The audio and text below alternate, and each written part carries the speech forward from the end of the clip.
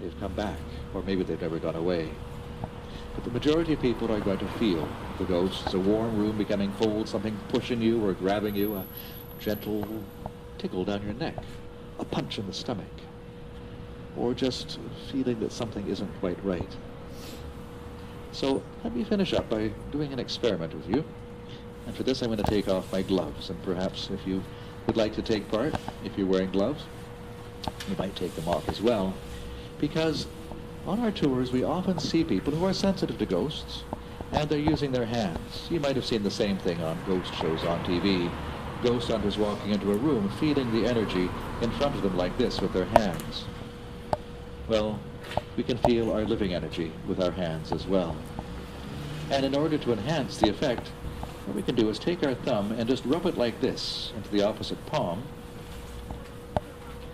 By doing this, we're opening up the energy points, or chakras, on the palm of our hand. And then if you take the other thumb and do the same, you'll open up that chakra as well. Many religious paintings in various cultures have the hands as special places. Well, now let's rub our hands together like this just to create a little bit more of this energy, and then place your hands in front of you like this. And what I'm feeling right now is something I feel every time. It's a tingly energy. The first time I tried it, I felt nothing.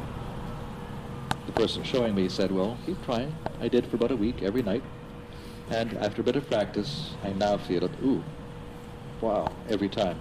And sometimes it's strong. Right now, I am feeling a very, very sharp, it's almost like especially in this hand, an electrical pulse. Some might not feel it as much. Bounce your hands a little bit and bring your hands closer together. It might get stronger. It might suddenly kick in. And if it doesn't, practice, it will start to come. And we see people on our tours all the time using their hands, not like this, to feel our own energy, but like this, because having energized your hands, you can feel the energy of ghosts all around you. Down a little bit farther, peek in the windows. And what do you see? Right in front, in the floor, a well. It is a strange place for a well. However, that well is very old. It dates back to the 1840s and was dug when Fort Victoria was still standing behind us, possibly to supply water to ships in the harbor. Gold Rush days, well, miners were camped into that well. One of them was getting some water when by accident he dropped his bucket down to the bottom. Well, what was he going to do?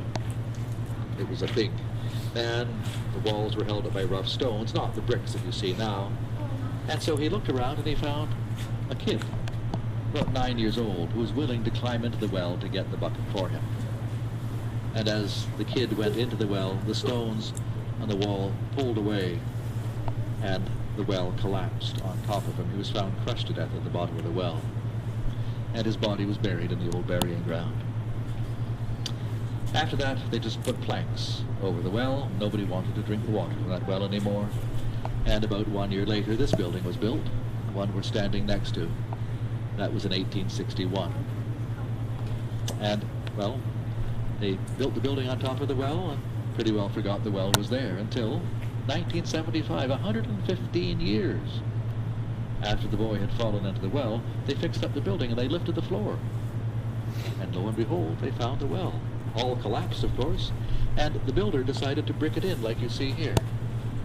And, well, when my office was in this building in the 1980s, up on the next floor, I know the stories that people told down here, and people who work here now still tell the stories of the boy, the shadowy figure of the boy running around. They wonder who he is, and they wonder where he's gone, because suddenly he's not there. But people say it's almost as if he's blended right through the solid brick walls. So not a scary ghost, just a presence.